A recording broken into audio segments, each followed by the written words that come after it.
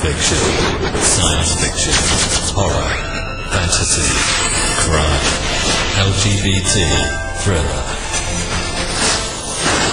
You have now entered the House of Mystery with your hosts, Eric Shapiro, David North Martino, John Copenhaver, and Al Warren. Heard on KCAA 106.5 FM Los Angeles, 102.3 FM Riverside, and 105.0 AM Palm Springs. Welcome back into the House of Mystery. I'm Al Warren. It must be a Wicket Wednesday because we got Wicket Michael Hawley here in the room. That is correct. How you doing, Al? Well, you know, I'm still fighting the good fight, whatever that is. Anyway, and so we've got an author here, and we've got a book, and this one certainly covers someone like me. You know, it's called Burying the Newspaper Man. That's something that you do to me. It's a gritty tale of fear and redemption, and of course, the author is with us, Curtis Ippolito. Thank you for being here. Oh, thanks for having me. I really appreciate it, Alan. Hi, Curtis. Hi, Michael. Nice to meet you. Yeah, it's a pleasure. It's a pleasure. Always good to talk to people that are writing and stuff. So this is your debut novel. So how did you get into this, unforgiving, awful world of writing? I think like a lot of people, I grew up reading a lot, loved books as a kid. When I was, a kid, I read a lot of the classics. Being a male, I was drawn to the adventure type genres, so like Call of the Wild and Swiss Family Robinson, books like that. As I got older, I had several people in my life that were into horror, so I read books like Jaws and Misery and The Shining at a really young age. Oh boy, The Shining! Wow, probably younger than than you want a kid to read those books, but I just loved it. Yeah. And so I just always loved books. And when I went to college, I wanted to be a writer, but I didn't know what that meant, and I didn't know how to do that. And so I thought the easiest way to get into an industry where I could write full time was to be a reporter. And so I went to school for journalism with an emphasis on news writing. And I went to the University of North Texas in Denton, Texas, which has a really great journalism school. And just kind of fell in love with journalism. And it did not thrust me into the world of fiction writing like I thought maybe it would, but it did teach me a lot of things that now, all these years later when I got back into fiction writing, taught me a lot, things like writing under deadline and being succinct and clear in your writing, being able to focus on the people in your story, because that's a large part of writing features, and journalism are the people at the center of the story. So it did teach me a lot. And I was not in the newspaper business very long. I got laid off in 2008 along with like the rest of the country. And kind of took some odd jobs here and there for several years, and then got back into writing for a pediatric hospital, and I wrote features for them. And long story short, found my way from Dallas, Texas to San Diego, and it was just probably almost 5 years ago now. I switched jobs, and it was just exactly what I needed for my creativity. I found like the job I was in was just so demanding that I had no time for creative output. And once I changed jobs, my creativity just was unlocked, and all these ideas to write things came flooding back in, and I decided to go on a ride-along with a police officer in Ocean Beach here in San Diego, and did that over one night, and that's what gave me the idea for my book. Why is your character a cop? Like, why is there a particular reason to that? Like, why choose this? And you did the ride-along, and that kind of influenced the idea, obviously, but is there any reason behind that? So like I said, I did that ride along, and there was a critical point in the ride along where we were driving along the ocean, and this officer I was with, he really made it a point to look for stolen cars. He just loved to recover stolen cars. So as we're driving along, he's flicking into the computer license plate numbers to see if they're stolen, and he hit on one. And this alarm went off inside the cruiser, and he pulled over, and he's like, all right, you can get outside the car, but you got to stay by the car and observe. And I was just glued. I was just, mesmerized by watching him approach this stolen car and kind of clear the scene. And, he's checking the doors, and then he goes to pop the trunk. And I just got this thought of, what if there was a dead body in that trunk of that car? And there wasn't, but it just got me to think, what if there was, and then what if that body meant something personally to that person recovering it? And in this case, a police officer. And so when I started developing this idea, I knew that the main character would be a police officer because, one, I had that experience and it was very easy to kind of translate that. But two, I thought if someone was going to find a dead body in the trunk of a car and it was someone from their past and they wanted to find out who the killer was, there's not many people with normal jobs from normal walks of life that could do that investigation. Whereas a police officer, though not maybe a detective like you see in standard PI fiction or standard, police fiction, he would have the tools at his disposal to do that investigation. Maybe explain to the listeners kind of what the basic premise of the book is, because I think it's a little bit different than the typical story from what I've been reading or been around the last few years for sure. So, Bearing the Newspaper Man is about a police officer, Marcus Kemp, who patrols Ocean Beach here in San Diego. And one day, while on patrol, he discovers a dead body in the trunk of the stolen car. And it so happens that this dead body is the man who abused him as a child. And so Marcus sets off to find the killer, not to bring them to justice, but to help them get away with murder. Now, see, that's an interesting concept because first of all, you're dealing with child abuse, and then getting away with murder, kind of helping someone get off on killing someone that's done something wrong. Wow, that can go real deep and be real touchy in the public. Why that direction? Do you understand why you wrote that kind of a book? Yeah, I think at first I just had the simple idea of, like I said, like if somebody found someone dead that caused them pain in the past, what they would do. And then from that decision to the next, it just became the case where, well, if someone wants to help a killer get away with murder, there has to be a really good reason. And, as I explored this character, and that's where I landed was, with this horrible past that Marcus endures. And, when I was first writing it, I thought, it would be a story about revenge or about, justice. And the more that I wrote, and then when I got done writing it, it really dawned on me that what I was really writing was a story about someone trying to overcome their darkest moment in life and try to get past that trauma. So really the book is an exercise of Marcus trying to come to terms with his past and trying to bury that trauma once and for all, which he thought he had.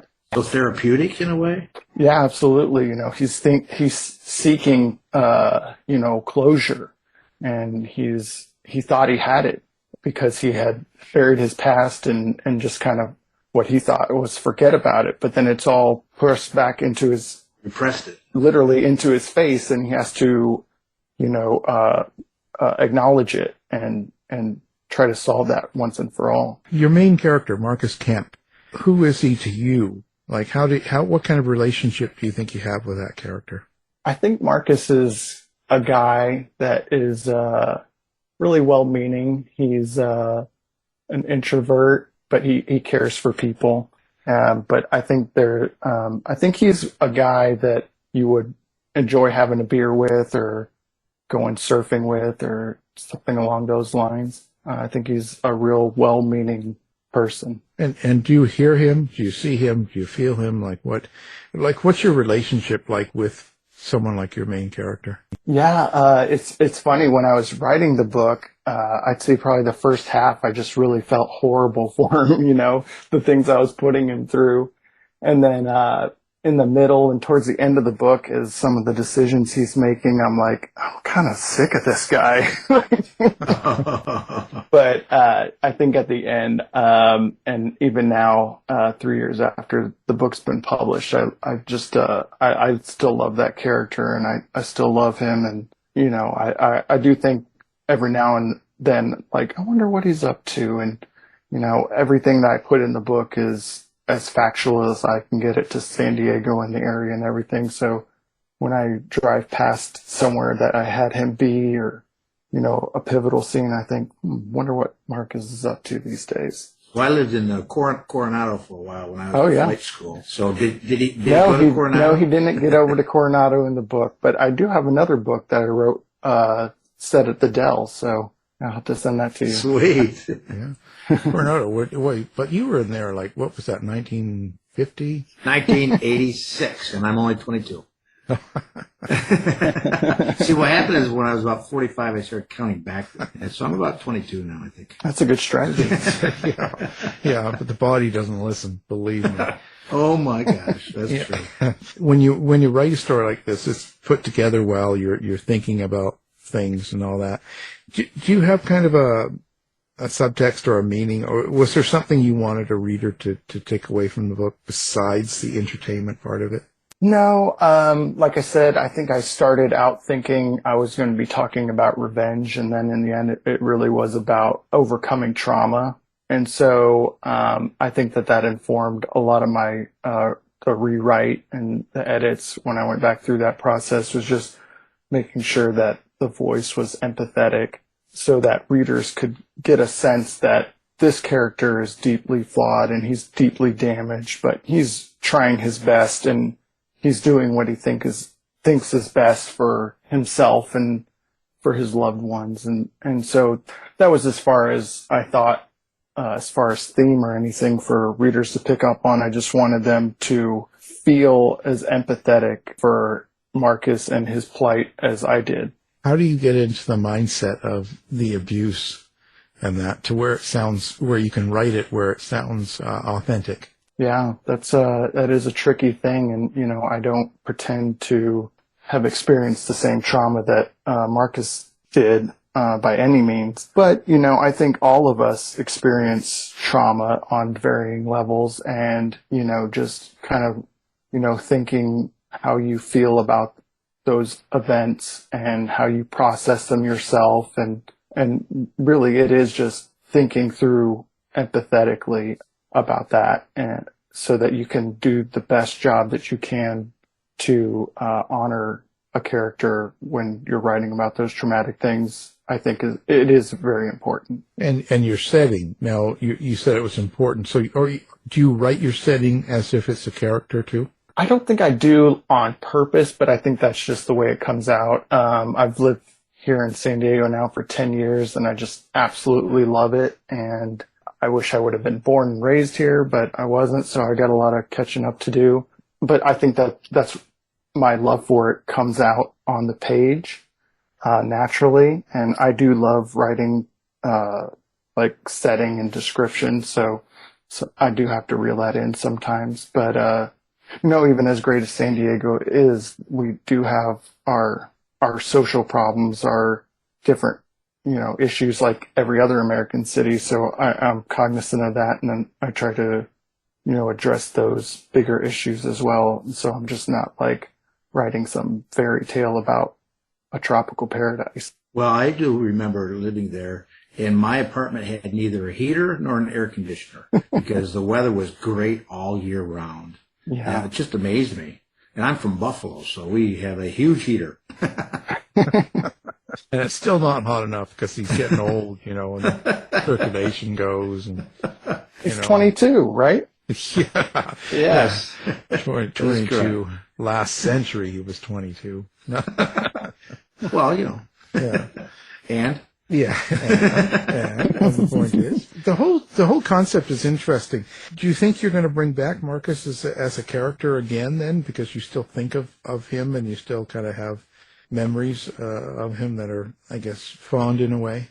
I'll never say never. I don't have any immediate plans. I was working on an idea for a novel, and the way it worked out, there is an opportunity to bring him in as just kind of an homage and put him on the page in a scene. So I may still do that if I can get that story wrangled and under control. So still under San Diego kind of background. Yeah, absolutely. Yeah. Does he have a person that he communicates with, and kind of like that therapeutic thing? Does he talk with and speak with, lets them know what he is experiencing? No, he's a very much a lone wolf, and he has friends, and he has an on again, off again girlfriend, and he has a mother, and I think that's one of the things what I was saying earlier, where I was like sick of him was, he would not open up to those people, and really just tried to take all this on himself. Don't blame him. I met his mother. So, and when you're writing the violence or the action, maybe, let's say, depending on the scene, Mm-hmm. are you conscious about how you write it? Are you thinking about the reader as you write it? Sure, I'm not a huge violence on the page guy. Certain scenes you have to have it because you're writing crime. But yeah, definitely, when I'm writing it, I think the main thing that I try to do is the violence I'm putting on the page necessary for the scene, for the characters, for the reader to understand what's going on. And I really do think less is more in a lot of cases. I'm also a fan of writing violence off the page and exploring more of how the characters deal with the consequences of that violence. Right. And so more let the imagination run on some of the violence rather than describe it detailed. Right. Yeah. Yeah. I think that's good too. I mean, some people do it. Some people can do it really well. And bad characters, evil people, the ones that do the bad things, Marcus obviously has issues, but when you write a bad character, do you enjoy that? I don't know. I wouldn't say I enjoy it. Like violence, you have to get it right so you don't make that villain a cartoon character or make him a cardboard character. You do have to flesh them out, because as the old saying goes, the villain is the protagonist in their own stories. So they have a backstory, they have, hopes and dreams, and, oftentimes, in the types of stories we're telling, that those hopes and dreams are twisted. And then you kind of have to explore, well, why did they get twisted? So I wouldn't say it's enjoyable, but yeah, you just have to do it right. Well, a lot of times it's just describing, because a lot of times your bad character, I think that in their mind they're doing something good. They're being the good person, or they're doing something right, or they're accomplishing something, and it's describing that to the reader so they understand why that person feels this way. I think that's the key to it. Yeah. In a good bad character. When you started the book and you had the idea and you're thinking of the dead body, back from the initial concept, like, wonder what that would be like, and there was no dead body. But when you were starting that thought and you started putting the book together, and now, years later, and it's published and it's out there, did it turn out the way you pictured it at the beginning? I think more or less it did. Yeah. I think it did. With the exception that you said that initially you were thinking about a revenge kind of thing. Right. Switched. Yeah, that's very true. Yeah. How do you think this whole process has changed you? First book, you go through all the experience and getting it out there and doing it and writing it, and the good reviews, the bad reviews, dealing with radio people, like all that stuff. At the end of it, how do you think this process has changed you? Yeah, it's definitely changed me. I'd say when I started writing the book, I had no expectations. I just had this story, and I thought, if I don't write this, then I'm a fool and I'm wasting my potential, and I need to write this. And as I was, got past, 25,000 words, and then,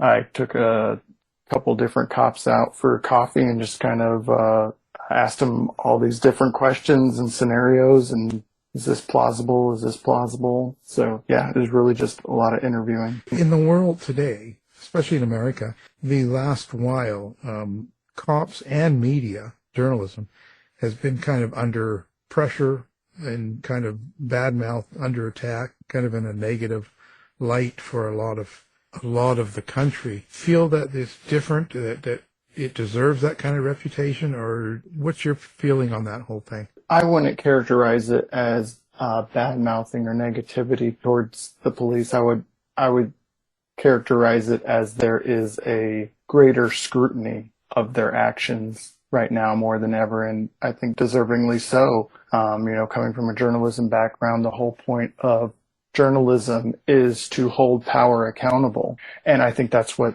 our country has been doing with police these last few years, is holding that power accountable. And there's really in our country no greater power than what police forces have. And so I think that that is just and right. Just like any position of power, if you do bad things, you should be held accountable. Hence the title, Burying the Newspaper Man. Yeah, where did the title come from? Like, what was the idea behind that?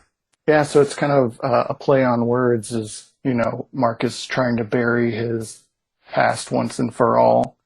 And that past is the person who abused him was a newspaper editor. Now, you're talking about doing another book. What's up for you now? What do you got going on? Yeah, so just querying this new novel. It's called Waves of Burden. It's about a reluctant father-to-be who has to track down his older nomadic foster brother before the ruthless criminal that he stole $100,000 from kills them both. And it's set in San Diego also, and just kind of I think it's a really fun novel of that explores this relationship between these adult foster brothers, and also explores the San Diego area and some of the misgivings we have right now, especially with our bloated housing market and a couple other issues. But so I'm trying to find a good home for that. I find an agent to represent it. And then I've written a few short stories, got an acceptance not too long ago. And then I'm off to Left Coast Crime here in April, and just trying to keep my name out there. So I appreciate you having me on to help me do that. Yeah, and Left Coast Crime, of course, some of us from the show will be there. I know there's 3 of us that will be there anyway, and that'll be interesting. Do you like going to those things? I do. Yeah, I really like Left Coast Crime. This will be my 3rd one to go to, and it's a great conference. It's real intimate, and you get to see everybody and spend time with your friends and favorite authors. It's a really great time. And so where do you get your influences from? Other authors, or do you get them from people and places and things you've been around? Yeah, it's just a mix, I'd say probably Dennis Lehane is my biggest writing influence. Love all of his work. And then honestly, right now, there are just so many great writers on the scene that I'm friends with, or that I look up to, that are in our scene, like S.A. Cosby and Kelly Garrett, and Jordan Harper. I mean, there's so many great writers right now, and so there's great influences all around. And you're supposed to say Michael Hawley and Michael Hawley. There you go. Alan Now, Warren. Curtis, that's great. Yeah, you got to always bring in the host and go, well, of course, your book there, that did it for me. See? Yeah. You can edit that in, right? Yeah. Of course, that was the best I ever read. So. Where do you get your little characters from? Like, do you go out to like coffee shops, or you're driving around and you see something and you kind of go, oh, that person's an interesting personality, and do you sort of absorb that into a character? Oh, for sure. Yeah.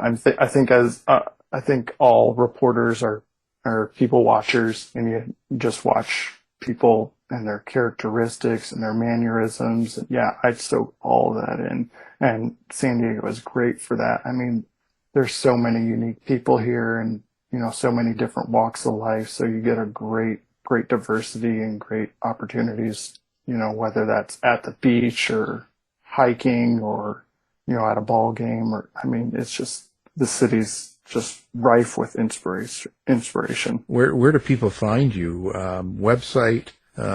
Let's give that out. Yeah, you can find me on my website, curtisippolito.com, and I'm on Twitter at Curtis9980, and Instagram also, Curtis_SD for San Diego. Find me any of those places. Well, fantastic. Okay, so now we've got all that. We'll put that up on the website, and we'll give it a go and stuff. So good luck on the future, and glad you made the show. It's a very interesting book, so good.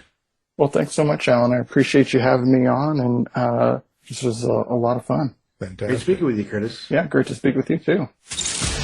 You've been listening to the House of Mystery radio show. To find out more about our guests, hosts, or show, go to www.houseofmystery.com. Show's over for now. Was it as good for you as it was for me? Well, good night. This has been a production of Something Weird Media. I'll be back.